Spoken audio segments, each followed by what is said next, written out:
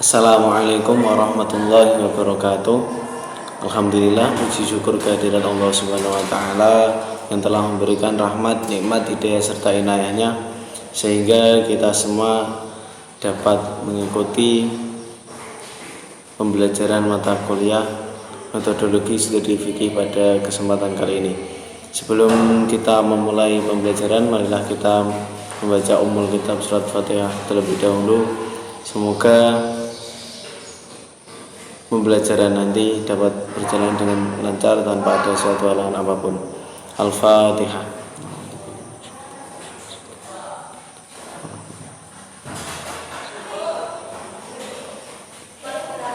Ya, langsung saja.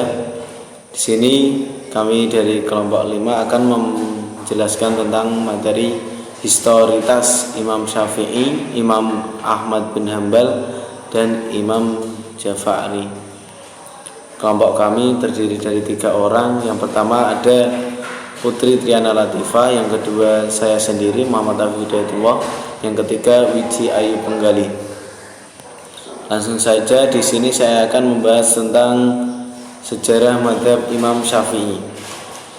Sebelum kita memasuki sejarah mazhab Imam Syafi'i, saya akan menjelaskan beberapa biografi singkat tentang mazhab Imam Syafi'i. Nama lengkap dari Imam Syafi'i adalah Muhammad bin Idris Asy-Syafi'i. Beliau lahir di Gaza, Palestina pada tahun 1050 Hijriah atau 767 Masehi. Beliau wafat pada usia 55 tahun di Mesir pada tahun 204 Hijriah atau 819 Masehi. Beliau merupakan pendiri mazhab Imam Syafi'i. Beliau adalah peletak dasar ilmu usul fiqih. Mazhab Syafi'i memiliki 2 dasar, yaitu yang pertama ada qadim, yang kedua ada jadid. Sejarah kehidupan mazhab Imam Syafi'i. Imam Syafi'i adalah seorang yang tekun dalam menuntut ilmu.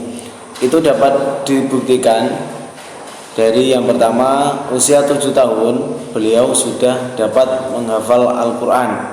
Yang kedua, dilanjutkan dengan belajar bahasa dan sastra Arab dengan Bani Huzail.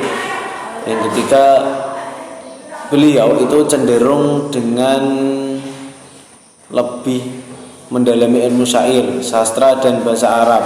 Namun Allah memberi petunjuk untuk mendalami ilmu fikih. Corak pemikiran hukum Imam Syafi'i adalah tradisional dan rasionis dengan dasar pemikiran Al-Quran, hadis, ijma, dan qiyas.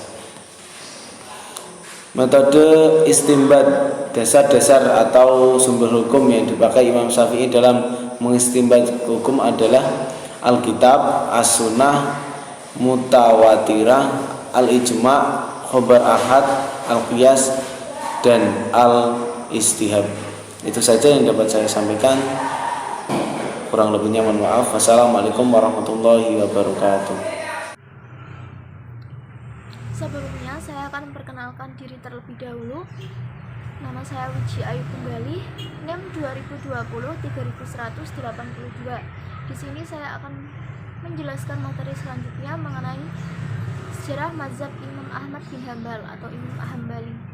Kehidupan Imam Ahmad bin Hambal.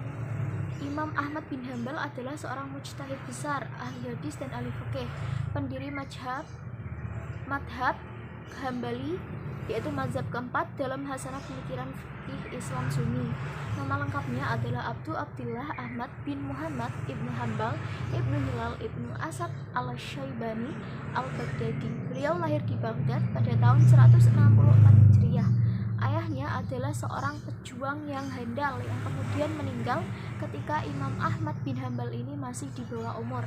Sedangkan kakeknya adalah seorang gubernur di wilayah Sarkas dalam jajahan Khurasan pada masa pemerintahan Bani Umayyah. Selama hidupnya, Ahmad ibnu Hambal terkenal warak, pendiam, suka berpikir, peka terhadap kondisi sosial, dan juga suka bertukar pendapat. Beliau mempunyai pikiran yang cemerlang wawasan yang luas, dan kepribadian yang baik. Pada saat itu, Baghdad merupakan kota pusat ilmu pengetahuan, sehingga beliau tidak melewatkan kesempatan tersebut dengan memperdalam ilmu pengetahuan. Imam Ahmad bin Hambal ini memulai belajar dengan menghafal Al-Quran, kemudian belajar bahasa Arab, hadis, sejarah Nabi, sahabat, dan tabi'in. Ahmad bin Hambal meninggal dunia di Baghdad pada hari Jumat bulan Rabiul Awal tahun 241 Hijriah atau bertepatan dengan 855 Masehi ketika berusia 77 tahun. Tidak lama selepas dibebaskan dari penjara karena uzur yang berat akibat disiksa dalam penjara. Jenazah beliau dikebumikan di Marwas. Sebagian ulama menerangkan bahwa di saat Imam Ahmad bin Hambal meninggal ini, jenazahnya diantarkan oleh 800.000 orang laki-laki dan 60.000 orang perempuan, dan di saat itu pula 20 orang dari kaum Nasrani, Yahudi, dan Majusi masuk Islam. Selanjutnya, model istinbat yang digunakan Imam Ahmad bin Hambal dibangun atas 5 dasar, yaitu yang nomor 1 an-nusus, yaitu Al-Quran dan hadis, 2 fatwa sahabat, 3 fatwa sahabat yang dekat dengan Al-Quran dan Sunnah, keempat hadis mursal dan hadis dhaif, kelima qiyas.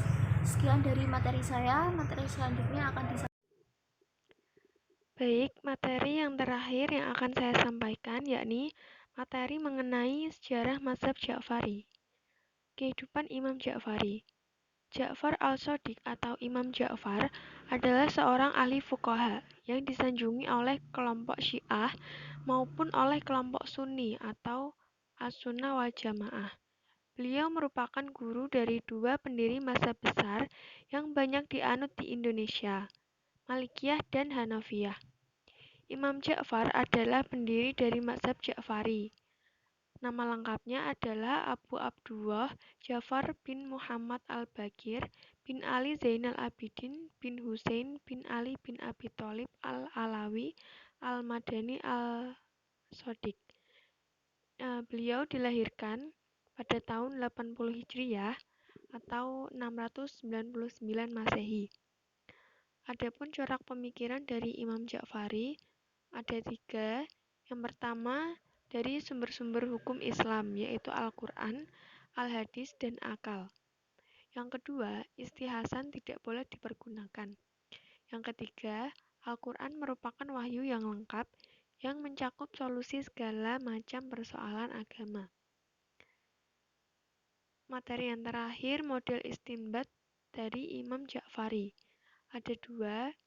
Dasar pemikirannya yaitu Al-Quran, Sunnah, Ijma, dan Akal. Dan yang kedua, adapun penyebarannya yakni pada beberapa negara. Ada Irak, Iran, India, Pakistan, Nigeria, hingga Somalia. Demikian materi yang dapat saya sampaikan. Terima kasih. Wassalamualaikum warahmatullahi wabarakatuh.